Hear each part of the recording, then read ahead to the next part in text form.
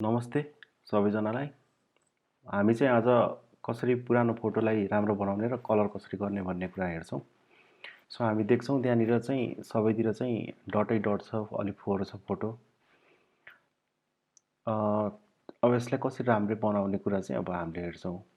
त्यसको लागि चाहिँ अब हामीले चाहिँ थोरै चाहिँ शार्पेन गर्न सकिन्छ हैन। फिल्टरमा जाने, नोइज रिड्युस नोइज गर्ने, थोरै नोइज घटाउन सकिन्छ। भनेको तपाईको नोइजहरु हुन्छ त्यहाँनिर चाहिँ थोरै घटाउँछ। अब त्यसमा चाहिँ आफ्नो सेटिङ अनुसार चाहिँ तपाईले चाहिँ मिलाउन सक्नुहुन्छ। अहिले सेटिङ मैले आफ्नो हिसाबले मिलाइराछु, तर तपाईले आफ्नो हिसाबले मिलाउँदा पनि हुन्छ।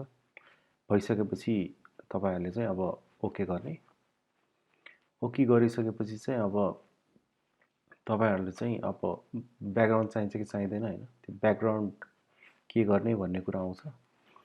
अथवा तपाईहरु फेस अथवा शरीरको पार्ट मात्र मिलाउने, जस्तै त्यहाँनिर चाहिँ सर्टेन ठाउँहरुमा चाहिँ डटहरु छ, त्यो कुरा चाहिँ मात्रै हटाउने भने पनि मिल्छ। अब त्यो डटहरु हटाउन चाहिँ अब हामीले चाहिँ क्लोन स्टेम टुल लिने, त्यसको फ्लो चाहिँ कति राख्ने भन्ने कुरा हुन्छ, प्रेसर भन्ने कुरा हुन्छ हैन। जस्तै तपाईको त्यहाँनिर अल्ट थिचेर त्यसलाई हटाउन सकिन्छ। अल्ट जहाँनिर थिच्नुहुन्छ त्यहाँको कलर लिन्छ र त्यसले चाहिँ फिल गरिदिन्छ। जस्तै त्यहाँनिर क्लिक गर्नुभयो, त्यहाँ अल्ट थिचेर अब त्यहाँ तपाईले त्यहाँ गर्नुभयो भने त्यो ब्ल्याक बनायो नि।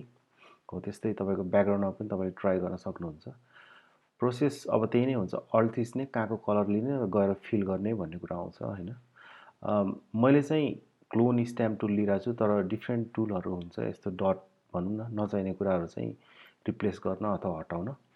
सो अहिलेको लागि चाहिँ म कोडमा ट्राई गर्दै छु।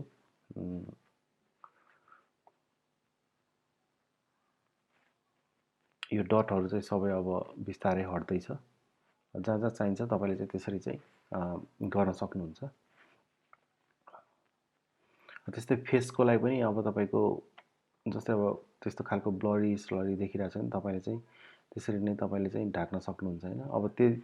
अब सुरुमा त तपाईलाई गाह्रो हुन्छ, किनभने मैले गरे जस्तै यो तपाईको जतापाए त्यतै गर्नु भयो भने यो मोटो त्यस्तो यस्तो अलि बिग्रेको जस्तो देखियो, त्यस्तो नहुन दिनलाई चाहिँ अलिकति प्रेसर घटाएर अब आफूले अलिकति टाइम लाग्छ, तर टाइम दिएर गर्दाखेरि चाहिँ बेटर रिजल्ट चाहिँ आउन सक्छ। तपाईको यतातिर मैले अलरेडी गरिसकेको छु हैन। कस्तो हुन सक्छ भन्ने कुरा चाहिँ यहाँनिर छ, यो अर्को ट्याबमा। त्यस्तै अब हामी चाहिँ यतातिर ट्राई गर्दै छौं। अब हामीले चाहिँ पेन टुल लिएर चाहिँ ब्याकग्राउन्ड अब हामीले काट्दै छौं, हामीलाई ब्याकग्राउन्ड चाहिदैन। त्यसरी अब मैले पेन टुल चलाएर चाहिँ अब मैले ब्याकग्राउन्ड काट्दै छु हैन। त्यो पनि तपाईले चाहिँ अब यदि न्यू कमर हुनुहुन्छ भने पेन टुल चलाउन चाहिँ अलिकति गाह्रो हुन्छ, तर बिस्तारै हात बस्दै जान्छ। यसरी नै जहाँनिर काट्ने हो त्यहाँनिर चाहिँ अल्ट थिचेरै गर्नुभयो भने चाहिँ त्यो पोइन्ट काटिन्छ। यदि अप्ठ्यारो भइरहेछ भने जुम गरेर गर्नुभयो पनि हुन्छ। तपाईको अब यो अब हामी काट्छौं, यो हाम्रो पुरा भयो। अब चाहिँ कन्ट्रोल इन्टर अथवा कमान्ड इन्टर गरेर चाहिँ हामीले चाहिँ त्यो मार्क क्युब बनाउन सकिन्छ। कमान्ड इन्टर थिच्नुस् अनि त्यसपछि चाहिँ तपाईको ब्याकग्राउन्ड डिलिट हुन्छ। अब त्यहाँनिर चाहिँ अब हामीले चाहिँ ब्ल्याक राख्नलाई चाहिँ एउटा लेयर थप्छौं, लेयर 2। त्यहाँनिर चाहिँ यहाँ ब्याकग्राउन्ड ब्ल्याक सिलेक्ट गर्छौं हैन। ब्ल्याक सिलेक्ट गरेर चाहिँ अब हाम्रो ब्याकग्राउन्डमा चाहिँ ब्ल्याक बस्छ। अब हाम्रो काम भनेको अब यसलाई चाहिँ अझै कसरी राम्रो बनाउने। जस्तै अब तपाईको बर्न टुल लिएर तपाईले चाहिँ कपाल ब्ल्याक गर्न सक्नुहुन्छ। त्यस्तै कोटहरु पनि तपाईले ब्ल्याक गर्न सक्नुहुन्छ। त्यो भनेको बर्न टुल हो, त्यसले चाहिँ ब्ल्याक गर्ने काम गर्छ अथवा त्यसलाई डार्केन गर्ने काम गर्छ भनेर बुझौं हामीले चाहिँ। सो अब हामीले चाहिँ कोट कपाल ब्ल्याक गर्दै छौं थोरै। त्यसलाई अब रिस्टोरेसन प्रोसेस भनेकै यस्तै नै हो। अब तपाईको अब डिफरेन्ट तरिकाले गर्न सकिन्छ, तर म चाहिँ अहिले बेसिक सिकाइराछु छु, त्यसैले चाहिँ मैले चाहिँ बेसिक कुराहरु मात्रै गरिरहेछु छु। हाम्रो डिटेलमा पनि डिफरेन्ट अब अरु तरिकालेबाट पनि हामीले गर्न सकिन्छ। अब नोइज तपाईले चाहिँ घटाउन मन लाग्छ भने अझै नोइज घटाउँदा हुन्छ। अब मन लाग्दैन भने तपाईले क्यान्सल गरिदिँदा पनि हुन्छ हैन। त्यही प्रोसेस गर्दै छु मैले, ब्ल्याक बनाउँदै छु हैन। अझै ब्ल्याक गर्दै छु। अब चाहिँ अब हामीले चाहिँ कलर पनि गर्न सकिन्छ। कलरको लागि चाहिँ अब हामीले चाहिँ कुन पार्ट कलर गर्ने त्यो पार्ट हामीले सेलेक्ट गर्छौँ। जस्तै अब अहिले चाहिँ मैले कोटको लागि गर्दैछु। कोटको लागि चाहिँ सेलेक्ट गर्ने सबै त्यो कोटको पार्ट राम्ररी सेलेक्ट गर्नुहोस्। कोटको पार्ट पुरै कहाँ चाहिन्छ कलर त्यहाँनिर सेलेक्ट गर्नुहोस्। त्यसपछि तपाईँको अब त्यहाँ चाहिँ कन्ट्रोल एम अथवा बी गर्न सकिन्छ हैन। कन्ट्रोल एम थिच्नु भने यो आउँछ, च्यानलहरू हो, ब्ल्याक अथवा लाइट गर्ने। अब कन्ट्रोल बी थिच्नुभयो भने ब्यालेन्सर आउँछ, कलर ब्यालेन्स।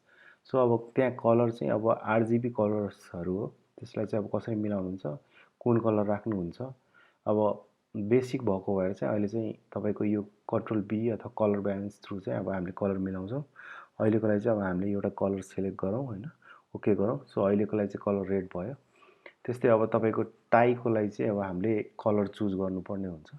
कलरको लागि चाहिँ टाई सेलेक्ट गर्ने। अब हामीले चाहिँ कुन कलर दिने त्यसको लागि चाहिँ फेरि तपाईँले कन्ट्रोल बी थिच्नुपर्ने हुन्छ। मेरो केसमा चाहिँ मैले टाईलाई चाहिँ येल्लो बनाउँछु।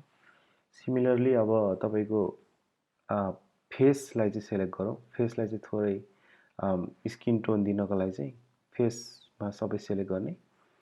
फेस सेलेक्ट गरिसकेपछि तपाईँको एउटा कलर अहिले एउटा बेसिक कलर दिउँ अहिलेको लागि चाहिँ।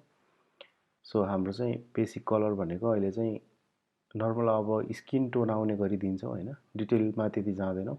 फेरि कन्ट्रोल बी गर्नुहोस् अनि मेनली थोरै येल्लो रेड अथवा त्यस्तो टाइपको हुन्छ कलर हैन। सो म सेलेक्ट गर्दैछु, रेड बनाएँ मैले, ओके गरेँ। सो अहिलेको लागि चाहिँ म यति यो कलर चाहिँ राखिदिन्छु। सो तपाईँको अब त्यस्तै अब लिप्सहरूलाई पनि गर्न सकिन्छ, कपाललाई पनि गर्न सकिन्छ। अहिलेको लागि चाहिँ लिप्स हामीले सेलेक्ट गर्दैछौँ। लिप्स सेलेक्ट गऱ्यौँ, त्यसलाई चाहिँ अब थोरै रेड बनाउन सकिन्छ हैन। अब मेल हो अभियसली हामी चाहिँ त्यति रेड गर्न मिल्दैन, तर अब आफ्नो इच्छा अनुसारले कतिको राख्नुहुन्छ त्यो चाहिँ राख्नुहोस् हैन। अहिलेको लागि चाहिँ आजको लागि चाहिँ अब हामीले चाहिँ यति नै गर्छौँ। सो तपाईँहरूलाई मन परिरहेछ, यो कुराहरू अझै सिक्दै जान चाहनुहुन्छ भने कृपया लाइक सब्सक्राइब गर्दै गर्नु होला, सकेसम्म बढी सेयर गरिदिनु होला। धन्यवाद। म अरू नयाँ कुरा छिटै नै लिएर आउँछु। धन्यवाद।